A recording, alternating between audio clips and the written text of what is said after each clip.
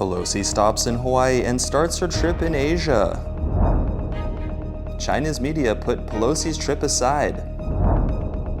Hu Xijin deletes Pelosi tweet after Twitter blocks account. Swiss set to match EU sanctions if China invades Taiwan. ExxonMobil makes $2,245.62 a second. Crypto collapse floods the market with Rolex and Patek. Singapore and New York tie for highest rental growth. 90% chance Liz Truss will become UK's new Prime Minister.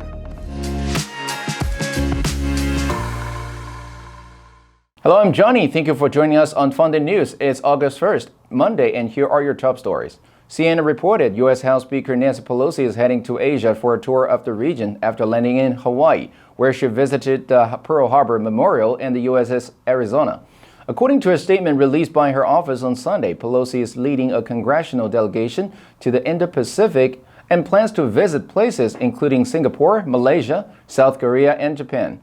The all Democratic delegation includes Chairman of the House Foreign Affairs Committee, Gregory Meeks, and members of the House Permanent Select Committee on Intelligence and the House Armed Services Committee. A staunch China critic and vocal Taiwan supporter was asked about the president's remarks the following day.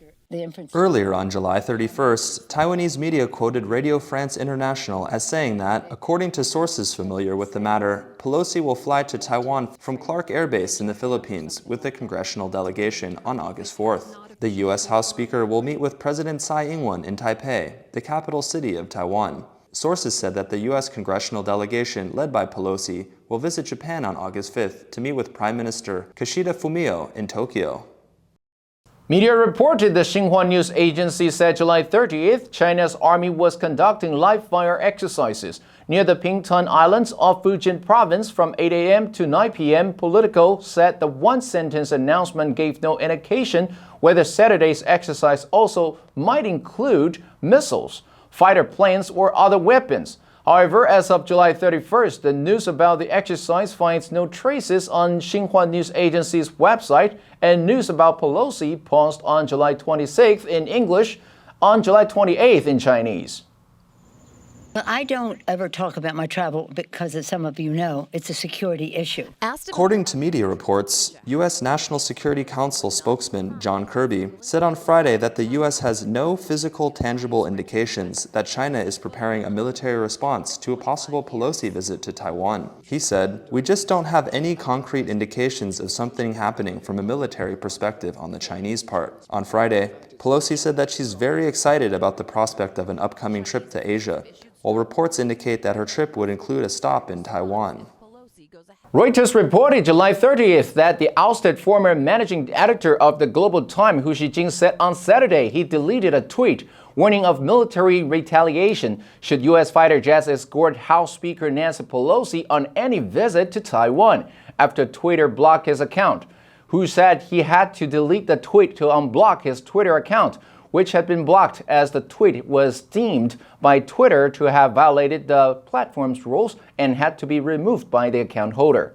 川普当美环球时报总编胡锡进则第一时间表达幸灾乐祸，发 Twitter 批评，但没多久，该文就被悄悄删除。Reuters reported that Hu wrote on Weibo, "I've conveyed the message. If the U.S. military sends fighter jets to escort Pelosi to Taiwan, then the move would take the vile nature of such a visit to another level and would constitute aggression. If Pelosi were to visit Taiwan, our fighter jets should deploy all obstructive tactics. If those are still ineffective, I think it is okay to shoot down Pelosi's plane." As of July 31st, Exiled appeared next to Hu Xijin's name on Twitter. The Swiss State Secretariat for Economic Affairs Director Muriel Gabriel Initian Fleisch said July 30th that Switzerland would adopt any punitive measures the European Union launches against China if it invades Taiwan. She said sanctions in the case of China would be far more drastic than sanctions against Russia because the economic relations are much more important. But she added in an interview by the New Zucher Zeitung paper as said, "I hope it will never come to that." Swiss President Ignacio Cassis calls it a difficult but necessary move, as he describes Russia's attack on Ukraine as unacceptable from both a political and a moral point of view. on adopting EU sanctions against Russian individuals and companies over Russia's invasion of Ukraine. Aishin Fish said that of this month, Switzerland has frozen $7.04 billion worth of Russian financial assets and 15 properties. The head of the Swiss agency that implements economic sanctions strongly believes that Switzerland, the eternal neutral country, should adopt any punitive measures the European Union launches against China if it invades Taiwan.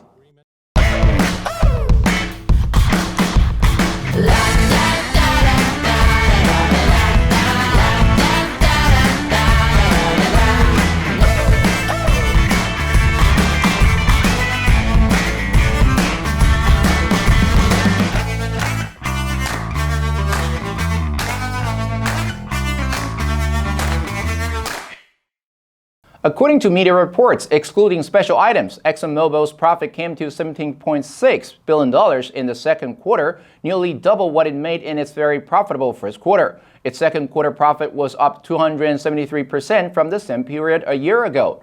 Likewise, Chevron earned $11.4 billion, up 74% from the first quarter and 247% from a year ago.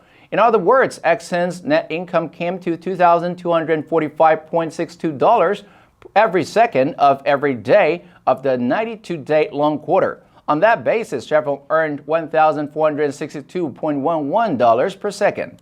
Media said that since it takes about 2 minutes to pump 20 gallons of gas, the two oil giants earn more than $400,000 between them in the time it takes a driver to fill their tank with gas. If taking in one-time items into account, both oil giants earned hundreds of millions more.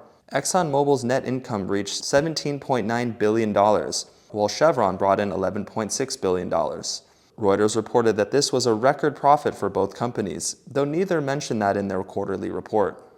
Online watch trading platform Chrono24 said that the collapse in cryptocurrencies is easing supply of the most sought-after watches on the second-hand market, depressing prices for hard-to-get Patek Philippe and Rolex models. Trophy watches such as the Rolex Daytona or Patek Nautilus 5711A is now much larger in supply. Media said that the price decline for the most sought-after models is the latest indication that the once soaring second-hand luxury watch market is starting to lose pace.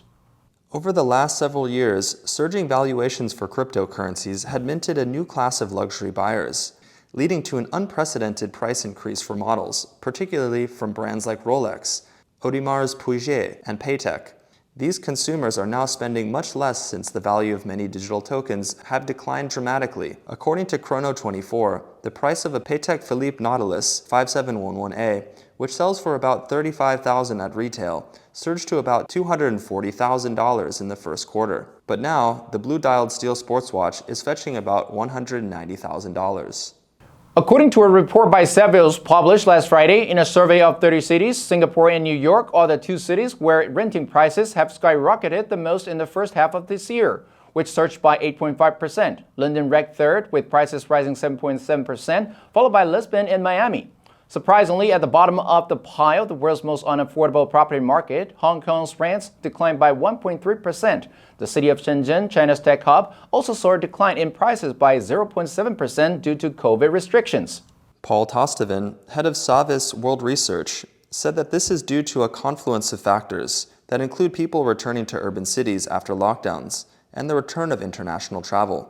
For these properties, the COVID lockdown rental deal is definitely a thing of the past. He believes that a lack of inventory will continue to fuel growth in the near term, especially for the type of residences prime tenants are demanding: centrally located, quality units with larger floor plates.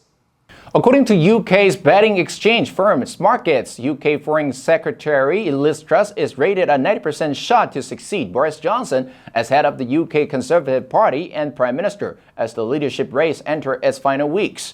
Smartgets said after a 6-week tour of hustings around the UK for the votes of some 175,000 Tory party members, Rishi Sunak's chances of becoming Prime Minister have plummeted to 10%. The results will be announced on September 5th. The head of political markets at S Markets, Matthew Shattuck, said that when the race first narrowed down to the final two, Truss had a 60-40 chance of winning. But the odds have continued to move in her favor. He noted that while many were forecasting that Rishi Sunak would be a better campaigner, but Truss's debate performances have beaten expectations. Truss has vowed to cut taxes as soon as she takes office and was seen as having a stronger performance during a BBC television debate earlier this week. And that's all the time we have for today. Thank you for joining us on FUNDAY News. Let's make every day a fun day. I'm Johnny Wu, your host. I will see you next time.